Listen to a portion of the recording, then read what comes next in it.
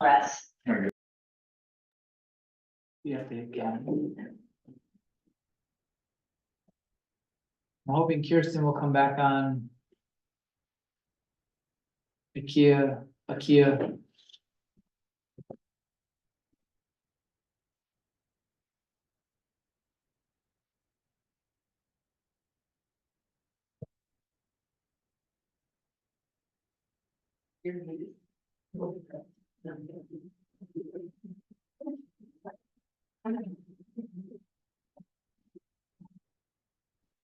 Are we unmuted now, Ariel? Can y'all hear us, CPCH folks?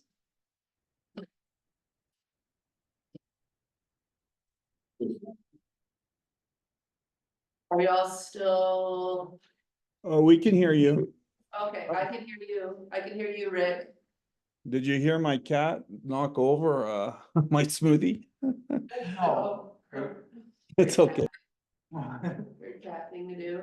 So the last question I asked, I'm not sure if anybody, That's wait, there's Kirsten and is IKEA coming back on?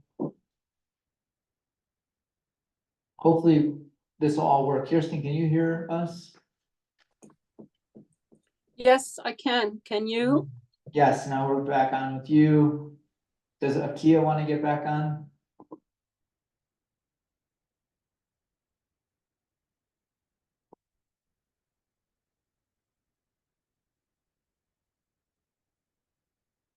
Is her name on there? No, she hasn't entered. Oh, okay. can I go? I guess so, yeah, I mean. So right now, we're in a position of needing to determine and clarify boundaries and see how the setbacks are fitting into that. But additionally, we have contradicting documents from plan submitted to 1 year to plan submitted to the next year. And the building permit that IKEA signed in March indicates that they will maintain a 25-foot setback on the front of the property. So these contradicting documents and lack of clarity around boundaries all have to be looked at and resolved. My most immediate question is probably for Kirsten. Do you know if they have halted construction on the community building?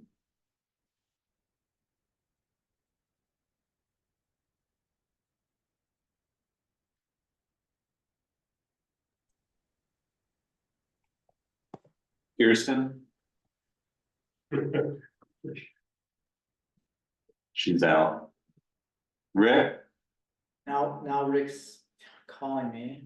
Okay, they can't. Hello? I have the same problem. Oh my gosh. That the host is not allowed, well, this is the message. The host is not allowing participants to unmute themselves. Says I can't unmute from Kirsten. Rick is. I can ask him to unmute, I swear I'm not stopping. There's nothing. Huh. So, okay, I was just invited to unmute, so that works. There's no reason they shouldn't be able. You should be able to unmute. Well, obviously, yeah, I'm not fabricating my experience. No, Yeah, I don't know why it's representing it that way to us, but I'm sure that's the problem. Nobody else is able to unmute. I'm getting texts from the other board members saying they can't unmute. Anyway, I do not, yeah, just to speak to Adam's question, I do not know the absolute answer. My understanding is a foundation pour, and I don't know what the immediate schedule is thereafter. Well, I apologize for the lack of, or the technical difficulties, and I would, you know, whether, no matter who I was, I might be recommending Before the foundations. that you guys slow down or stop construction on that until we can answer some of those other questions. Okay, taken under consideration, well, I will, you know, this is a matter for the board. And again, I don't, you know, we will have to look at the construction schedule as well. I will say that we have contracts in place, and I'm not saying, you know, this is tangential, but we do have contracts in place with our general contractor, you know, that have all sorts of penalties for delays, and we're at risk of, you know, suffering the the implications of those, as well as with our lender and as well as with DOLA. So there are conditions imposed upon us at all levels, and I understand we are also working with you, and you are a large part of this, you know. And so anyway, I will just take it under consideration and talk to the board about that. And if the board disagrees, they should say so, but I also think that if, that it would be nice to be able to, be in touch with the person who did your survey so that we could, you know, direct somebody to speak with them and see how they took those boundaries and determined those property lines. Yeah, again, taken under consideration, I'm not the project manager, and so that needs to just go through the board to the project manager, and we have to consider, just like you, we have to consider our position here. But thank you, taken under consideration. I also encourage you to do survey work yourself. I know you have a recent, it's been referred to a few times here, a most recent comprehensive survey with monuments, and I don't disagree with Adam that monuments can be moved. So in any case, thank you. I'm gonna unmute myself, and if, excuse me, I'll mute myself again, and if you have other questions, unmute, you know, ask the person that you are posing your question to, please have somebody on that end unmute them so that they can answer. I don't have any other questions, but I know we have a lot of information to clarify. Yeah, And I feel like we've stated all of the discrepancies and lack of clarity. You know, Sam just, before he left, shared something with me on his communication with the builder, as he referred to it. Was going to call him before, when the forms were in before, and he never did. That's part of the process. I had to do that. That's part of the building process.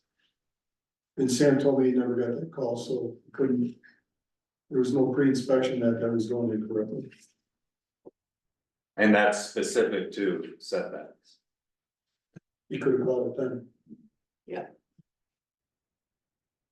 so, I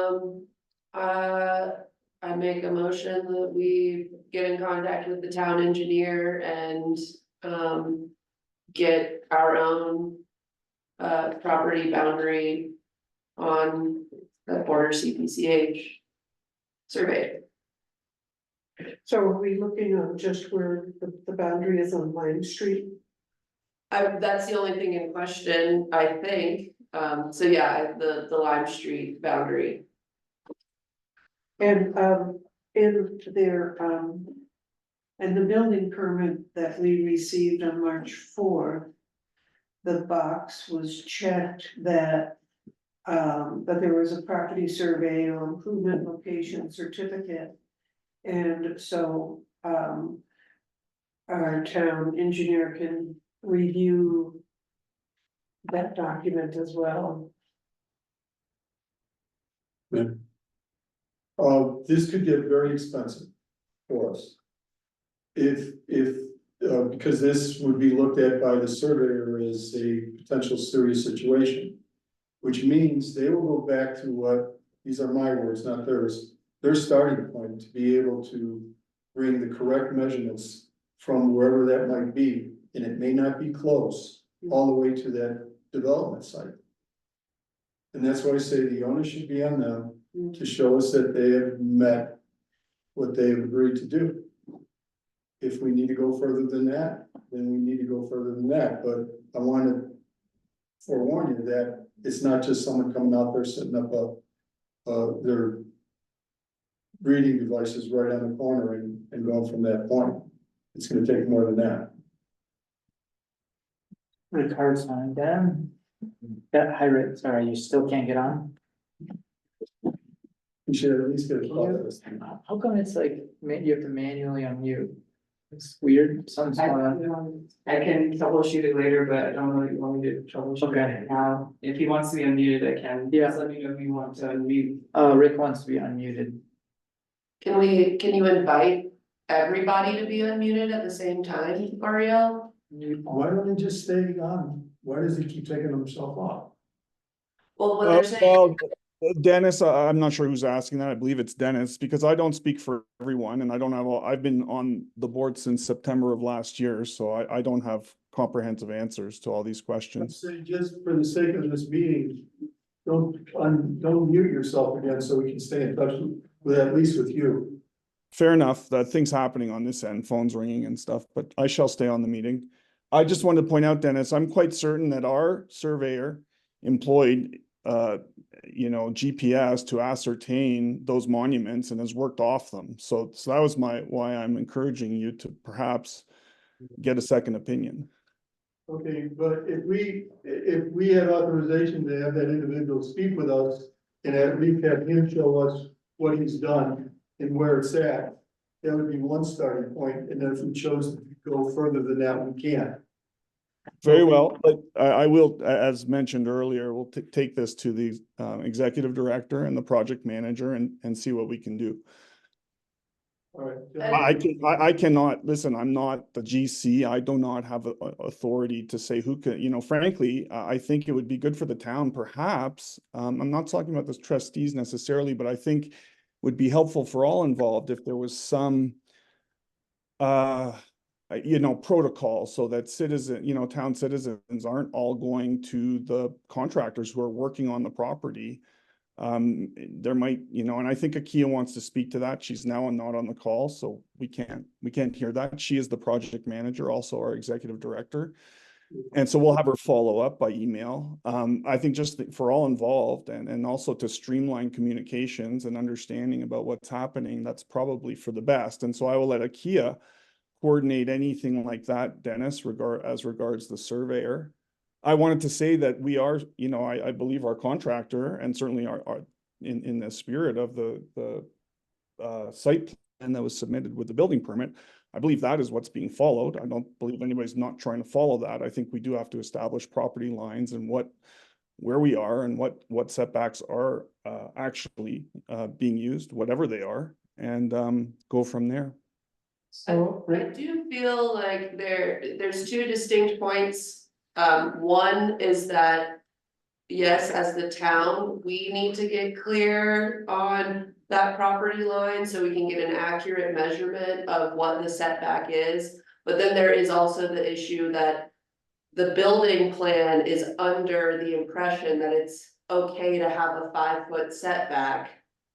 And that plan was approved with the concession that there were no major changes. And so it wasn't going to have to go back through the planning commission.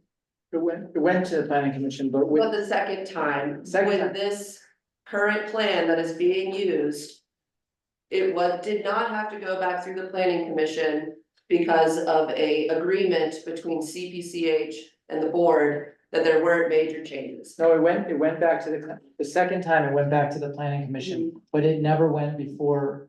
The plans never went before because it was assumed that the plans were the same. It was communicated. It was communicated. Communicated that the plans were the same, the footprint didn't change, So that is my point. right? And so, those are two distinct issues. And to Dennis's point, I think the only way that he would want to pursue town paying for additional surveying is if the developer came back and said that the setback is more than 20 feet. Because anything under 20 feet is an infraction based upon the original agreement and based upon the building permit that Akia signed in March. And that building permit signed in March said that it was a 25-foot. That was the one that Sam Pace approved. Sure. I mean, that's approved. I mean, we are submitting it, you're approving it. I don't think that alone can, and I'm not here to apportion blame or adjudicate to speak to what Dana was talking about. I agree there are things to be answered here. And that's what we do. We're problem solvers as you are. I'm not sure if Dana had a question for me.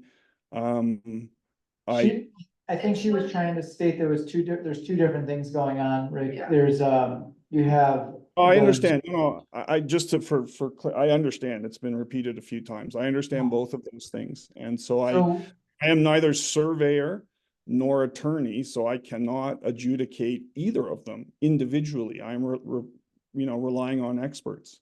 so, what, one of the issues that I have, that we kind of have to figure out how to deal with is that there's this building permit that was applied for that does say that the setbacks on the front where you come in is 25 feet, which is actually not accurate to begin with. It should be 20 feet. And then it says, the owner understands that he or she is responsible for complying with the zoning regulations as outlined in section 15 of the Town of Crestone Municipal Code, and the violations of these said regulations are punishable by fine not to exceed $1,000 and or 1 year in jail for each day during which the violation